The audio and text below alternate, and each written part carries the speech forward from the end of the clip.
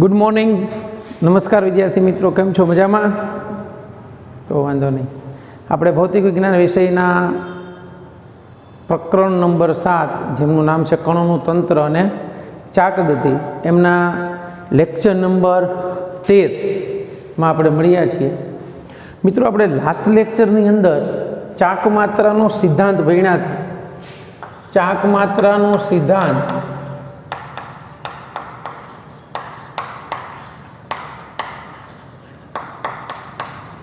જે આપણે આગળના ધોરણમાં ભણી ગયા છીએ, ઉચ્ચાલન, એ સિદ્ધાંત ઉપર કામ કરે। અહીંયા આપણે એક સળિયો લીધો હતો જેને આપણે દંડ કહ્યું હતું। આ દંડ એ બી સળિયો છે। અહીંયાથી વસ્તુને ઉચકવાની છે, આ રિકોઇલ ફોર્સ લાગે, અહીંયા એનું વજન બળ નીચેની તરફ લાગે। આ અંતર D1, આ અંતર D2। સળિયા ઉપર બે પ્રકારના બળો લાગે, F1 અને F2।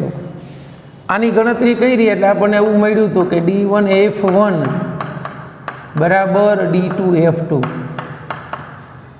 અહીંથી જે વજન ઉચકવાનું છે એમને મૂક્યું હતું એટલે એને આપણે ભાર કીધો। આ અંતરને ભાર ભુજા। અહીંથી પ્રયાસ કરીએ છીએ એટલે અહીંયા પ્રયાસ બળ અને આને પ્રયાસ ભુજા કહેવાય। આ બંનેનો ગુણોત્તર આપણને બાળકો મળ્યો હતો F1/F2 D2/D1। આને કીધો તો મિકેનિકલ એડવાન્ટેજ અથવા તો યાંત્રિક લાભ। મિકેનિકલ એડવાન્ટેજ કેટલો મળે? તો મિકેનિકલ એડવાન્ટેજ માટે D2 > D1 હોવું જોઈએ। આવું થાય ને એટલે આપણને આ F1 ઓટોમેટિક F2 કરતાં વધારે મળે। અહીંયા જે કાર્ય કરીએ છીએ એ અહીંયા ઓછા બળ વડે વધારે કાર્ય થઈ શકે। આ બળ ખૂબ ઓછું લગાડવું પડે। આ જે હતું એને લાગ બિંદુ કહેવાય। લાગ બિંદુ એટલે કોઈ વસ્તુને આપણે ઉચકવા માટે જે લાગ કરીએ છીએ ને એ, સમજાણું? તો લાગ જે છે એ જે તે વિચારેલા બિંદુથી જેમ દૂર હોય, આપણે જ્યાં બળ લગાડીએ ત્યાંથી આ લાગ બિંદુ દૂર હોય ને એમ લાગ સારો થાય, એટલે ચાક માત્રા એની વધારે થાય। ઓકે બાળકો, તો હવે આપણે ઉદાહરણ જોઈએ। ઉદાહરણ 7.8। ઉદાહરણ 7.8ની રકમ કંઈક આવી છે। 70 સેન્ટીમીટર લાંબા અને 4 કિલોગ્રામ દળ ધરાવતા એક ધાતુના સળિયાને, આપણી પાસે એક ધાતુનો સળિયો છે જેની લંબાઈ 70 સેન્ટીમીટર છે, એટલે આ એ છેડો કહું, આ બી છેડો કહું, આની આ ટોટલ લંબાઈ 70 સેન્ટીમીટર છે, એટલે 70 સેન્ટીમીટર લંબાઈનો સળિયો છે। સળિયાનું દળ 4 કિલોગ્રામ છે। 4 કિલોગ્રામ દળના સળિયાને બંને છેડેથી 10 સેન્ટીમીટર દૂર, આ છેડેથી 10 સેન્ટીમીટર દૂર અને આ છેડેથી 10 સેન્ટીમીટર દૂર, આ છેડાનું આ સળિયાનું દ્રવ્યમાન કેન્દ્ર થયું। દ્રવ્યમાન કેન્દ્રને આપણે C કહી દઈએ। બાળકો, આ અંતર થાય 35 સેન્ટીમીટર, આ અંતર થાય 35 સેન્ટીમીટર। સળિયાનું દ્રવ્યમાન કેન્દ્ર જે છે એના મધ્યમાં હોય। દળ સરખું વિતરણ છે, એક રેખીય ઘનતા સમાન છે, 8 સમાન છે એવું વિચારીએ આપણે। અહીંયા બે છરી રાખવાની, અહીંથી આ છરીનું અંતર 10 સેન્ટીમીટર છે, આ અંતર 10 સેન્ટીમીટર છે। બે છરીધાર નીફ એજ પર ગોઠવેલા છે। એક છેડાથી 30 સેન્ટીમીટર દૂર એક 6 કિલોગ્રામ બોજને લટકાવવામાં આવે છે।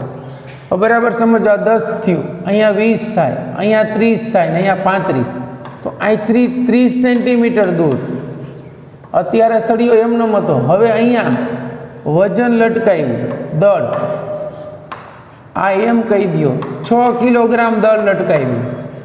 કેટલું?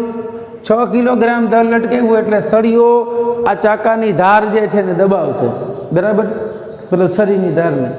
તો છરી ધાર પર પ્રતિક્રિયા બળો શોધો, એટલે આની ઉપર દબાણ લાગશે એટલે બળ ઉત્પન્ન થાય, એટલે આ બાજુ આનું પ્રતિક્રિયા બળ આવશે, એને આપણે R2 કહીએ। આ પ્રતિક્રિયા બળ આમ લગાડશે, એને આપણે R1 કહીએ। તો બંનેના પ્રતિક્રિયા બળ શોધો।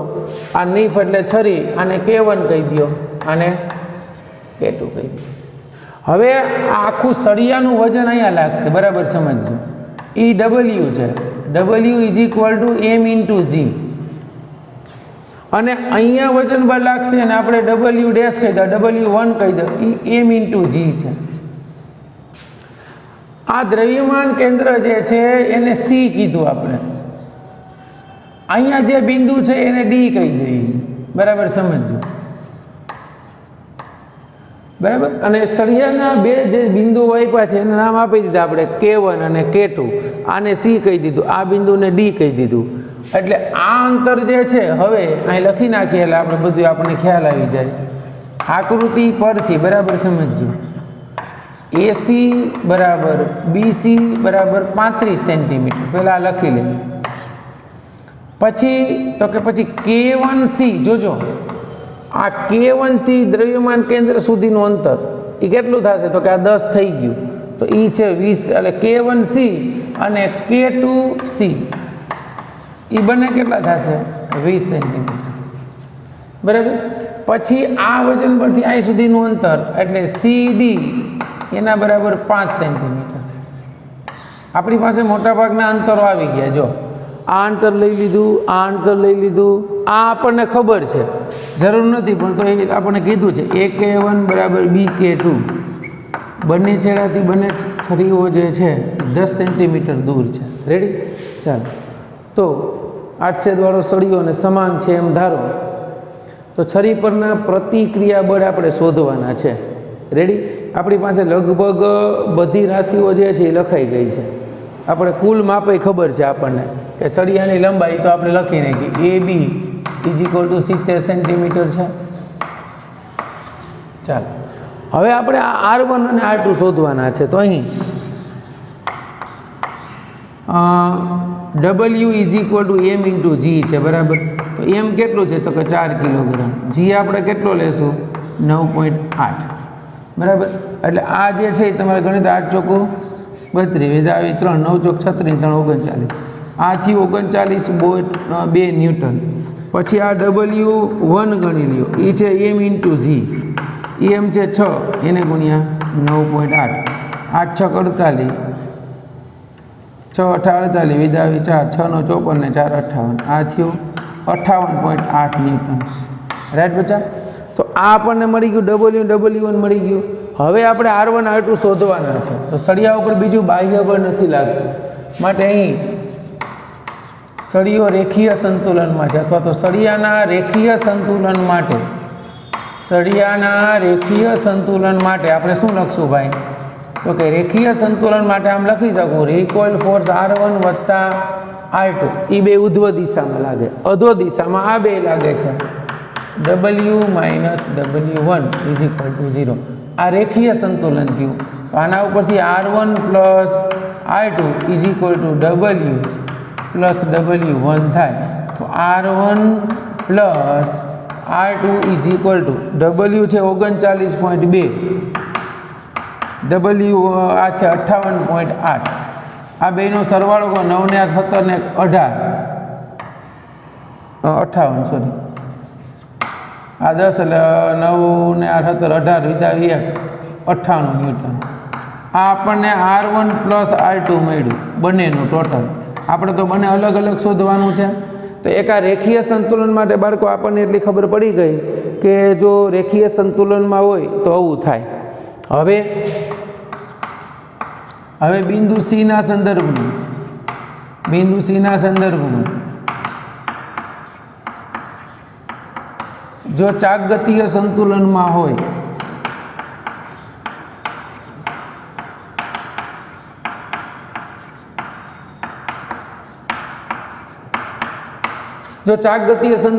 તો ઓના C ના સંદર્ભમાં કેટલા બળો છે, તો કે અહીંયા C છે, એના સંદર્ભમાં એક બળ આવી તો એ જ રેખા ઉપરથી એટલે એ ન લાગે.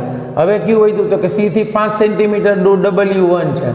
પછી C થી આ કેટલું થશે, આપણે લખ્યું છે જો K1C એટલે 20 સેન્ટીમીટર, 20 સેન્ટીમીટર દૂર R1, અને અહીંથી ને 20 સેન્ટીમીટર દૂર R2, અને 4 બળો હતા એમાંથી 3 બળો જ આપણે ધ્યાનમાં લેવાના છે, એક R1 R2 અને એક W1.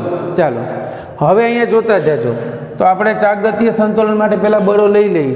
તો પહેલું 0, બરાબર. એટલે ચાકગતીય સંતુલન માટે આમ લખી શકીએ કે પહેલાંનું અંતર 0 અને એ વજન બળ W, બરાબર. પ્લસ નિશાની માઇનસ નિશાની પછી તમને દિશા સમજાવું. અહીંયા લખી નાખો. અહીંયા R કેટલું? R એટલે CD અને બળ કેટલું? તો કે W1, બરાબર. પહેલાં ચાકગતીય સંતુલનના બધાય બળ લખી નાખીએ. અહીંયા અંતર કેટલું? તો કે K1C અને બળ કેટલું? તો કે R1. અહીંયા અંતર કયું? તો કે અંતર K2C અને આ કેટલું? R2. ચાકગતીય સંતુલનમાં આ 0 થવું જોઈએ.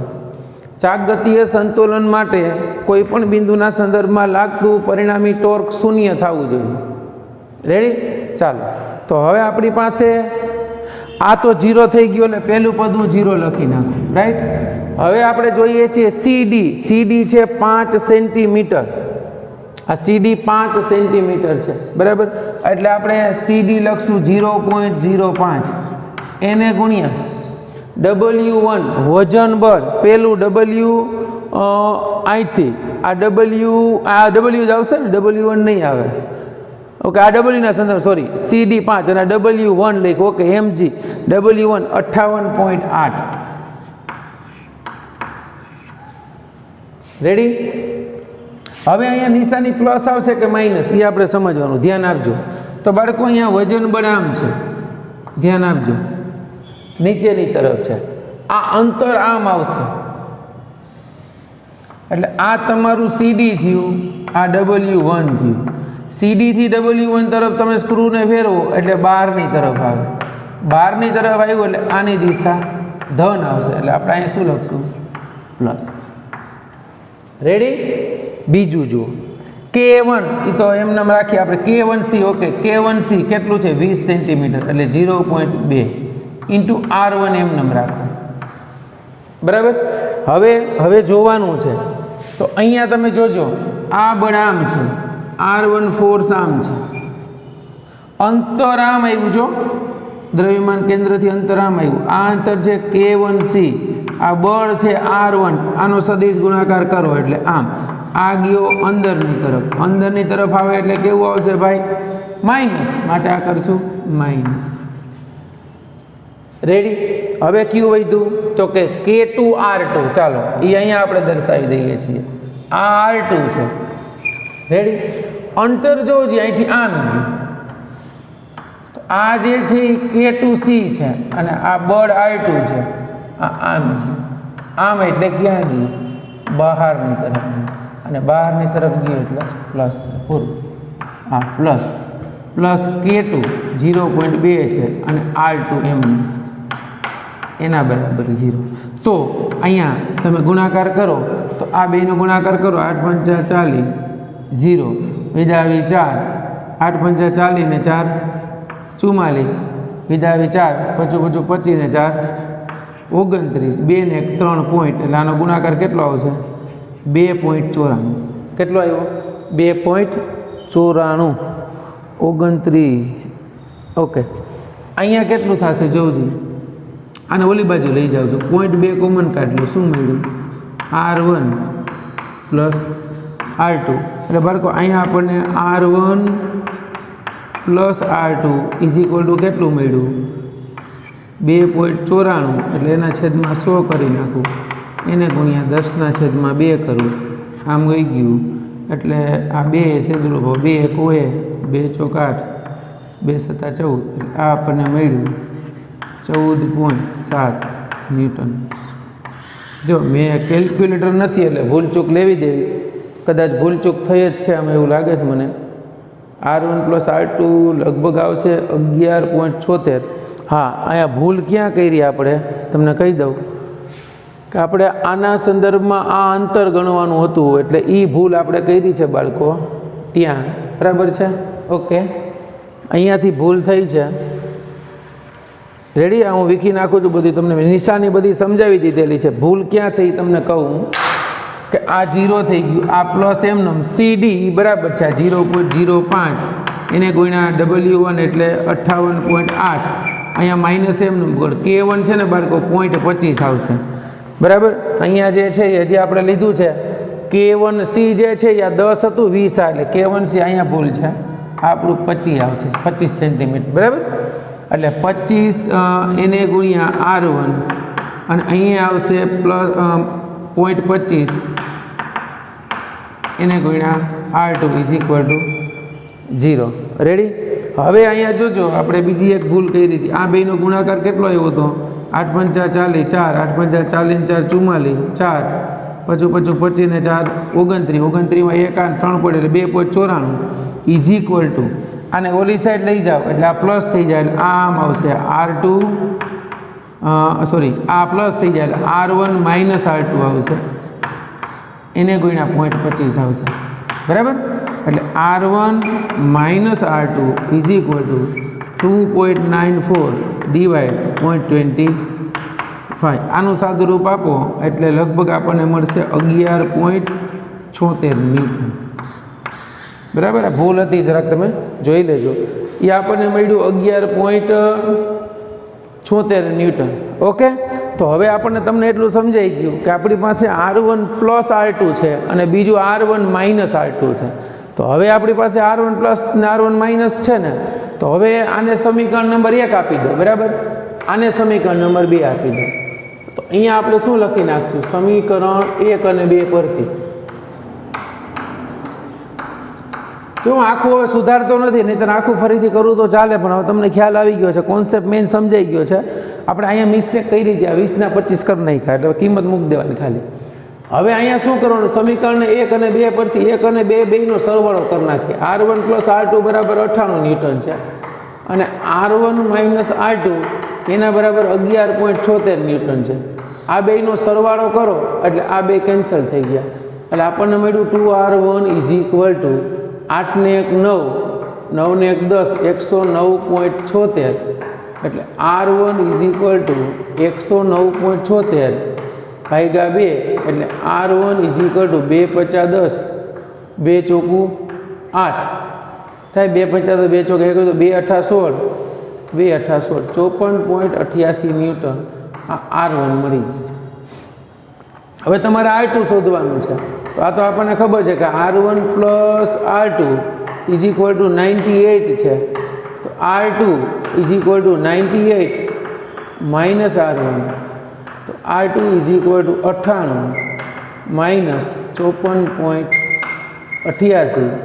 તો R2 ઇઝ ઇક્વલ ટુ અહીંયા આપણે લખી નાખશું 12, અહીંયા આવશે 7 માંથી 4 જાય 3 અને અહીંયા આવશે 4. રેડી. 7 ને 9. ઓકે. આ થઈ ગયું 43.12 ન્યૂટન. સમજાણું બાળકો? દાખલો લેન્ધી નથી, ઇઝી છે, પણ સ્ટેપ બાય સ્ટેપ જવું પડે એટલે તમને આ છરી વડે લાગતા બંને લંબ પ્રત્યાઘાતી બળના મૂલ્યો મળી ગયા. 54.88 ન્યૂટન અને બીજું છે 43.12 ન્યૂટન. એટલે એપ્રોક્સિમેટલી તમારે લખવું હોય તો R1 નિયર અબાઉટ 55 ન્યૂટન, બરાબર, and R2 near about 43 newton. Okay બાળકો, ચાલો લખી દો, પછી નેક્સ્ટ દાખલો ગણીએ.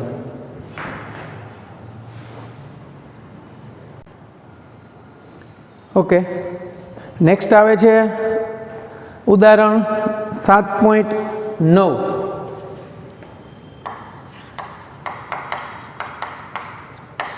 આપણે 7.8 ઉદાહરણ જોયું હતું કે ભાઈ 70 સેન્ટીમીટર લાંબો સળિયો હતો. સળિયાના બે છેડાથી 10-10 સેન્ટીમીટર દૂર બે છરી રાખવાની અને છરી ઉપર સળિયામાં આવે દ્રવ્યમાન કેન્દ્રથી 5 સેન્ટીમીટર દૂર 6 કિલોગ્રામ વજન લટકાવવાનું.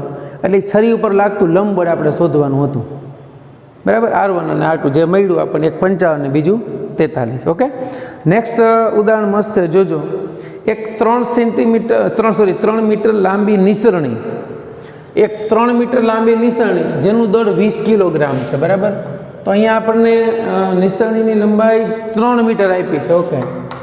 નિસરણીની લંબાઈ બરાબર 3 મીટર અને એમનું દળ એમ 20 કિલોગ્રામની નિસરણી છે, રાઈટ. હવે આપણે એમ કીધું છે ઘર્ષણ રહિત દિવાલ ઉપર ઝુકાવેલ છે, એટલે આપણે અહીંયા આકૃતિ દોરી શકીએ. આ દિવાલ છે, આ દિવાલને હું નામ આપું છું BC અને આ નિસરણી છે, બરાબર. આ નિસરણીને આપણે કહીએ છીએ એ બી, થોડીક નિસરણી ત્રાસી જ રાખીએ કાયદેસર, બરાબર ને? આ જે છે એ નિસરણી છે અને આ દિવાલ છે, રાઈટ? આ નિસરણીને કહી દઈએ એ બી અને આ સી દિવાલ થઈ, રાઈટ? નિસરણીથી દિવાલનું અંતર આ એ આપણને આપ્યું છે 2 મીટર. આ નિસરણીની લંબાઈ આપી છે 3 મીટર. ધ્યાન આપજો બાળકો ખાસ, આ નિસરણીની લંબાઈ છે 3 મીટર. આ નિસરણી ટેકવેલી છે, નીચેનો છેડો દિવાલથી 1 મીટર દૂર છે. દિવાલ અને ભોંયતળિયા વડે, તો આપણે શોધવાનું શું છે? દિવાલ અને એના તળિયા, ભોંયતળિયા વડે લાગતું પ્રતિક્રિયા બળ આપણે મેળવવાનું છે.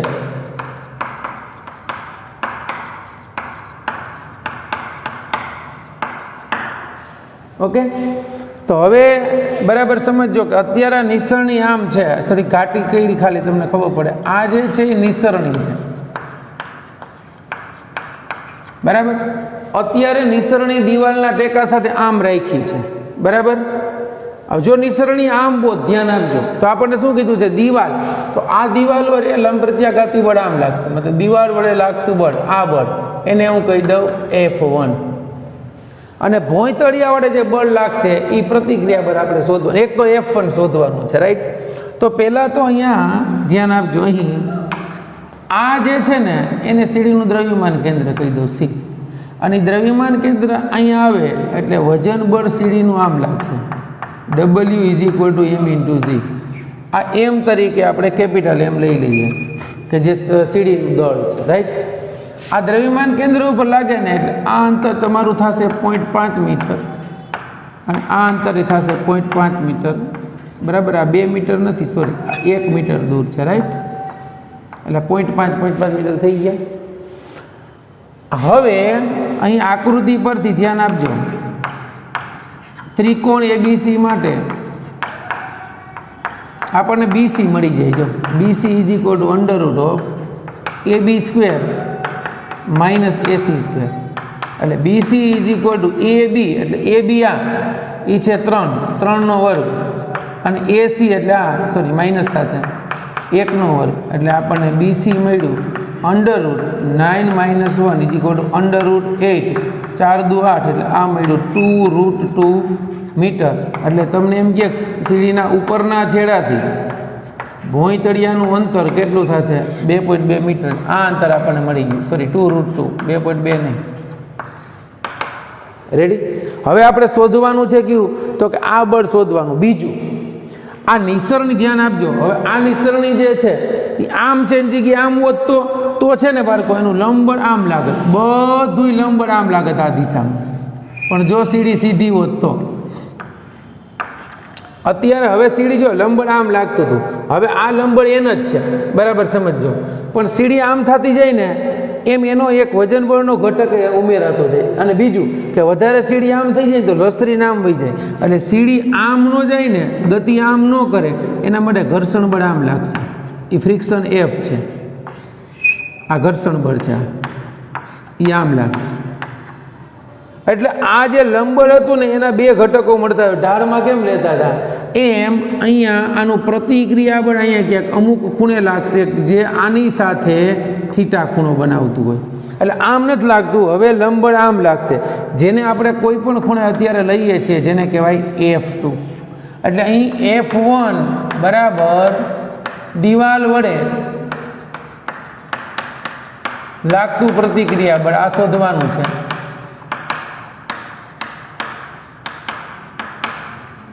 અને બીજું F2 = ભોંયતળિયા વડે લાગતું પ્રતિક્રિયા બળ.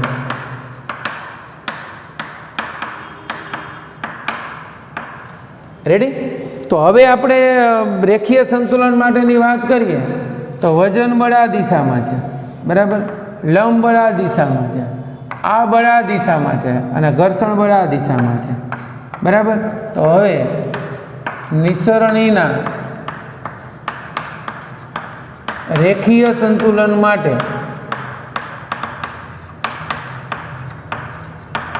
શું થવું જોઈએ? રેખીય સંતુલન માટે આપણને ખબર છે શું? આમાં બે જ અક્ષ છે, એક્સ ને વાય 0 થાય તો એક્સ ઘટક 0 કરો તો શું થઈ ગયું એફ અને F1 કીધું માઇનસ એફ બરાબર 0 અને F2 એટલે શું થશે N minus W is equal to 0. આ ખબર પડી ગઈ. તો આપણને શોધવાના બેના લંબબળ કીધા છે એટલે એન માઇનસ ડબલ્યુ આપણને સમશીતોષ દિશાના બળો બે ખબર પડી જાય. તો હવે અહીં તો વજન તો આપણને ખબર છે કેટલું આપ્યું છે 20 અને જી આપ્યો ન હોય ત્યારે 9.8 એટલે આના ઉપરથી એન બરાબર ડબલ્યુ વજન બળ મળી ગયું. જો N is equal to M into G, N કેટલું મળશે તો 20 કિલોગ્રામ, એને કોઈને 9.8 આનું સાદુરૂપ આપો 8 દુ 16 9 દુ 18 ને 19 196 ન્યૂટન એટલે આપણને એન મળી ગયું. એન મળ્યું ને એટલે એન બરાબર ડબલ્યુ છે, ધ્યાન આપજો. તેથી ડબલ્યુ મળી ગયું 196 ન્યૂટન. હાલો આપણને એટલું મળ્યું. હવે આપણે કરવાનું શું છે તો કે અહીંયા આ F1 શોધવાનું છે. F1 માઇનસ F બરાબર 0 છે. હવે આપણે ઘર્ષણ બળ શોધવાનું છે, ધ્યાન આપજો. તો આપણને અહીંયા ખબર છે. તો હવે આ રેખીય સંતુલનની વાત થઈ તો કે હા. હવે ચાકગતીય સંતુલન માટે શું થશે ટોર્ક 0 થાય.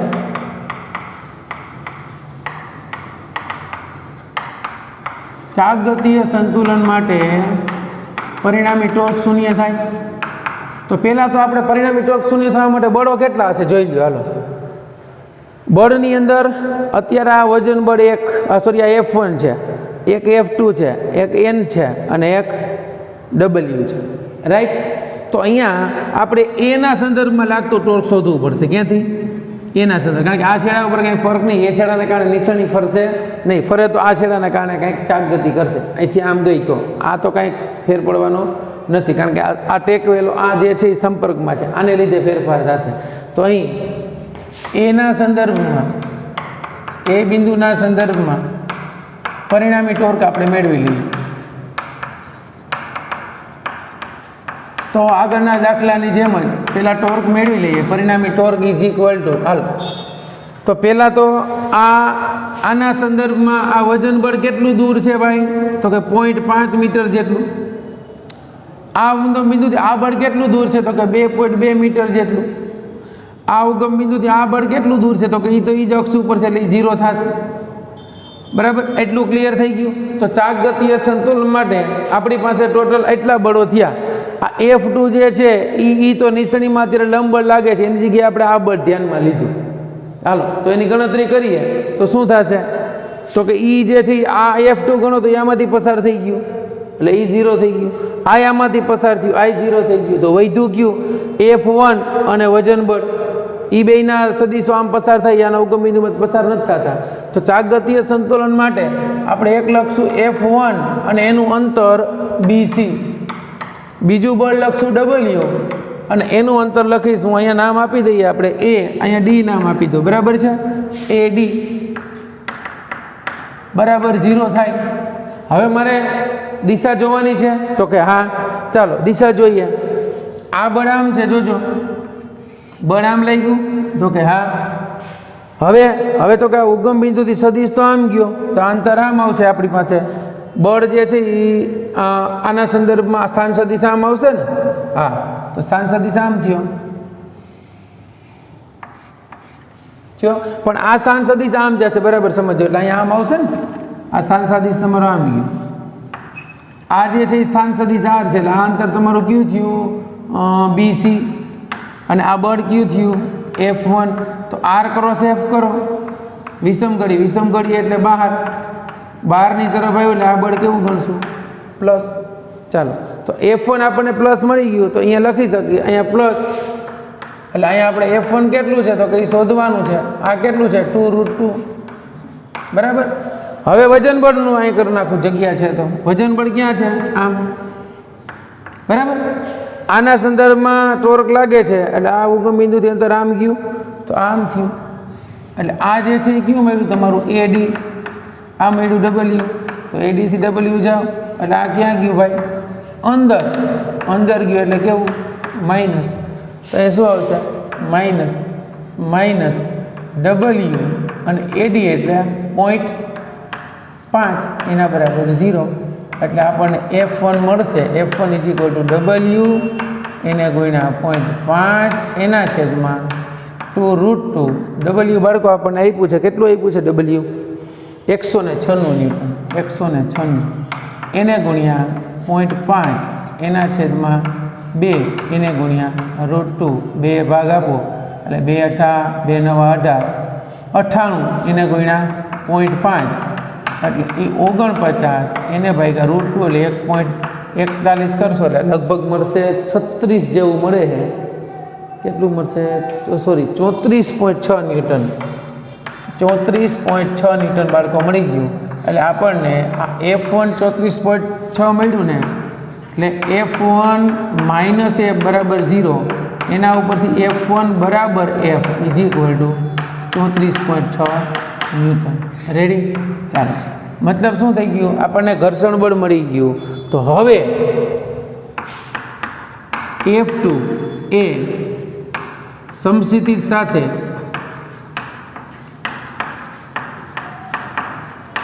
થીટા કોણ બનાવે તો એના બે ઘટકો મળે. થીટા કોણ બનાવે તો આપણે એમ લખી શકીએ કે આ F = ઘર્ષણ બળનો કોસ ઘટક થયો એટલે F2 નો, અને N = F2 sin θ થયું. ધ્યાન આપજો. આ મેં તમને કીધું આમ હોત તો આમ લાગે, આ એક લંબર જ છે, એનું આમ ગયું અહીંયા લાગ્યું છે. નિસરણી એટલી નમતી છે તો હજી કદાચ આમ હોત તો આમ થતું જ. અત્યારે નિસરણી છે એ 3 મીટર લાંબી છે ને 1 જ મીટર દૂર છે, એટલે આમ હોય એટલે થોડોક જ આ ખૂણો બહુ વધારે મોટો બને. નિસરણી જેમ દૂર જાય એમ આ ખૂણો નાનો થતો જાય, એમ પછી આ બળે વધતું જાય, આ ઘટક વધતો જાય ને આ ઘટક ઘટતો જાય. અત્યારે આ ઘટકનું મૂલ્ય મહત્તમ હશે તો અહીંયા આપણે કિંમત મૂકી શકીએ. બધી કિંમત છે તો આના ઉપરથી હું લઈ શકું F2 sin θ. ધ્યાન આપજો, બેયનો ગુણોત્તર લઈ લો. F2 cos θ = F/N. તો તમને સીધો ખૂણો મળી જશે. F આપણને આપ્યું છે ઘર્ષણ બળ F sin θ એટલે ઊંધું થયું ને અહીંયા F2 sin એટલે N/F આવશે. N આપણને આપ્યું 196 ન્યૂટન, આ આપ્યું 34.6 એટલે આ સાદુરૂપ આપો તો તમને લગભગ મળે છે 4√2 આવશે. કેટલું? 4 એટલે સમથિંગ 5.75 જેવું કંઈક આવે છે, બરાબર? આ 4√2 આવશે. એટલે આના ઉપરથી તમે આ બે ગયા તો કેટલું મળ્યું? tan θ = 4√2 એટલે ખૂણો મળી જશે θ બરાબર tan ઇન્વર્સ 4√2 એટલે 5 પોઈન્ટ સમથિંગ આવશે. આ ખૂણો તમે લેશો એટલે નિયર અરાઉન્ડ 80 પોઈન્ટની આસપાસ આવશે. આ ખૂણો તમને મળશે 80 ડિગ્રીની આસપાસ. એટલે તમને થીટા કેટલો મળ્યો? 80 અંશ. નિસરણી જે છે એ સમસ્થિતિ સપાટીથી આમ 80 ડિગ્રીના ખૂણે લંબ લાગે નિસરણી. રેડી? હવે આપણે F2 શોધવાની વાત રહી તો F2 શોધવું હોય તો આ F2 છે તો આપણી પાસે આ બળ છે, આ બળ છે તો F2 બાળકો આપણને સીધું મળી જશે. હવે F2 = એના બે ઘટકોના વર્ગનો સરવાળો કરી નાખો F² + N². F2 = આ ઘર્ષણ બળ છે 34.2 ન્યૂટન છે, આ જે છે 196 ન્યૂટન છે. આનો વર્ગ કરી સાદુરૂપ આપશો એટલે F2 નું મૂલ્ય તમને નિયર અબાઉટ મળશે 199 ન્યૂટન. રાઈટ? 199 199. એટલે આ તમને નિસરણી દ્વારા લાગતા જે બે પ્રત્યાઘાતી બળો જે છે F1 અને F2 એ કિંમત આપણને મળી ગઈ. બાળકો ખાસ ધ્યાન રાખજો, ચાક ગતિની અંદર તમારે ડાયરેક્શન જરૂરી છે અને દિશા તમને આવડી જાય ને એટલે દાખલા બધા ઇઝી પડી જાય. તમારે કોઈ પણ બિંદુના સંદર્ભમાં ટોર્ક શોધવાનું. અહીંયા મેં આ બિંદુના સંદર્ભમાં ટોર્ક લીધું કારણ કે આ બિંદુના સંદર્ભમાં જ લેવું પડે, બીજું આપણે બિંદુ ક્યું લેવું ન લઈ શકીએ. ઘણા બધા બિંદુ હોય તો કોઈ પણ બિંદુના સંદર્ભમાં લેવાનું. અહીંયા કેટલા બળો લાગે તો કે 1 2 3 અને 4. તો આ બેની કાર્યરેખા આમાંથી પસાર થાય, આમાંથી પસાર થાય ડાયરેક્શન એક જ થઈ ગઈ R ની ને F ની, એટલે એની બળ 0 થશે. આનું અંતર આપણે જોઈ લીધું, આનું અંતર જોઈ લીધું, આમ અંતર હતું, આમ અંતર હતું, એના તમને દિશા મેં તમને પરફેક્ટ સમજાવી છે. ક્લિયર? તો તમને આ બંનેના મૂલ્યો મળી ગયા અને ખૂણો મળી ગયો કે લંબ બળ જે છે નિસરણી દ્વારા લાગતું એ સમસ્થિતિ સાથે કેટલા અંશનો ખૂણો બનાવશે? 80 અંશનો ખૂણો. અને અહીંયા કેવો ખૂણો બનાવશે? ન્યૂનતમ.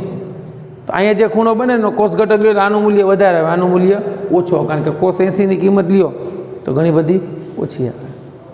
એટલું ક્લિયર થયું બાળકો? તો અહીંયા સુધી આપણે રાખીએ છીએ બરાબર. નેક્સ્ટ લેક્ચરની અંદર આપણે ચાકગતિનો ખૂબ જ અગત્યનો પોર્શન જે છે જડત્વની ચાક માત્રા એના વિશે આપણે સમજીશું. ચાલો, બેસ્ટ ઓફ લક.